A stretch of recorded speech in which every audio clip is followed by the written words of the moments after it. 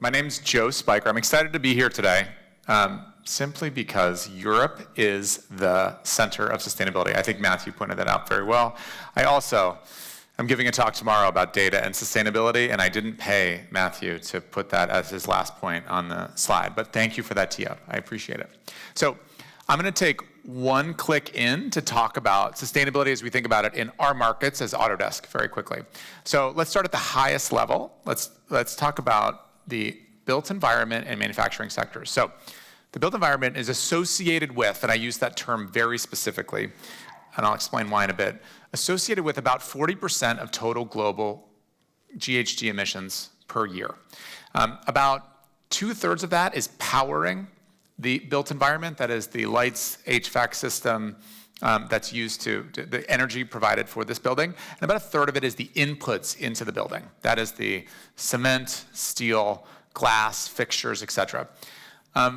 The picture is very similar with manufacturing, although in aggregate it's about half the footprint of AEC. But the structure is very similar.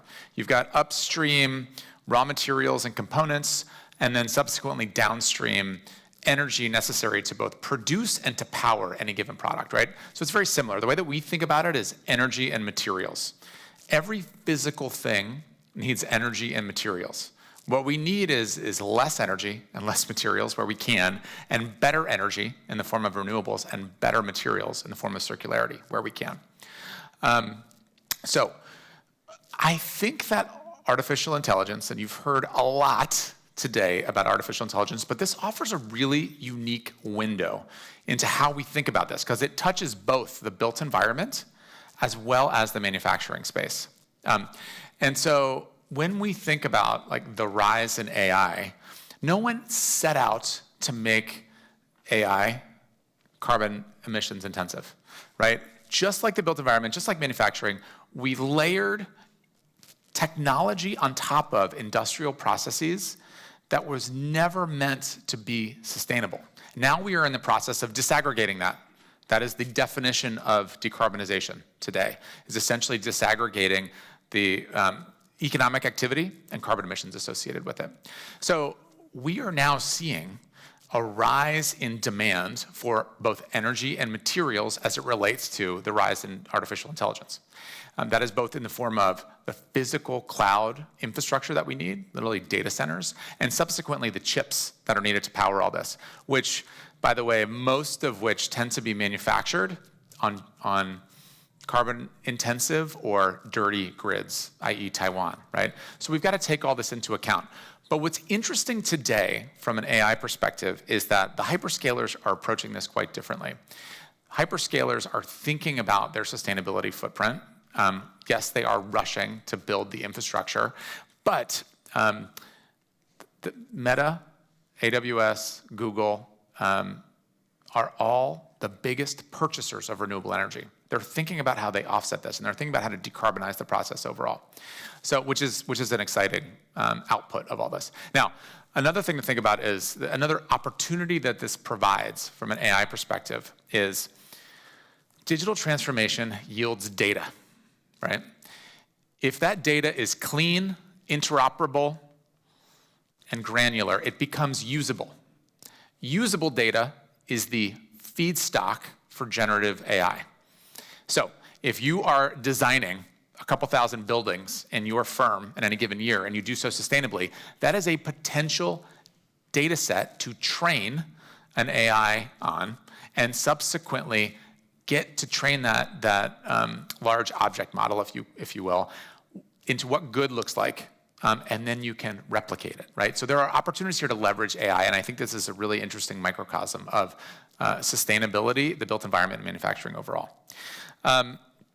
So there are three things to consider. Why is this important? There are three things to consider from an important perspective. First, we are continuing to build at an astounding rate. We are building the equivalent of one New York City every 7 weeks for the next 35 years. That's an astounding amount, right? We also have to design and build differently. What we are building today, it will last for 20, 30, 50 years.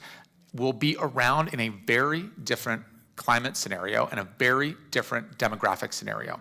So we have to think about, number one, stresses, resilience. Number two, adaptability, right? I actually am pretty fascinated by this building in and of itself. I was looking into the history of the Burj van Berlage. Did I say that correctly for the Dutch folks? Thank you. Somebody said perfect. This building was originally a stock exchange, but the designer believed that money would go away. He was a staunch socialist. And so he said, let's build this for adaptive reuse such that it can become a community center afterwards. So that is the principle of adaptive reuse about 125 years ago, which is astounding, that we are trying to now reincorporate back today. The last thing that's important here is the workforce. If you don't have human capital that understands, essentially, climate familiarity, carbon emission reduction technologies, you're not going to be able to build what you need to decarbonize. So let's click into what this means for the industries overall. So this is just a little bit more specific. In the architecture, engineering, construction, and operations field, these are the headwinds, if you will, that industry is dealing with. Essentially, it repeats what we're looking at earlier. It's carbon emissions, it's waste reduction, it's compliance reporting. Additionally, it's labor force, right? So again, if you don't have the appropriate labor, you cannot decarbonize your supply chain. You cannot decarbonize your physically what you're making.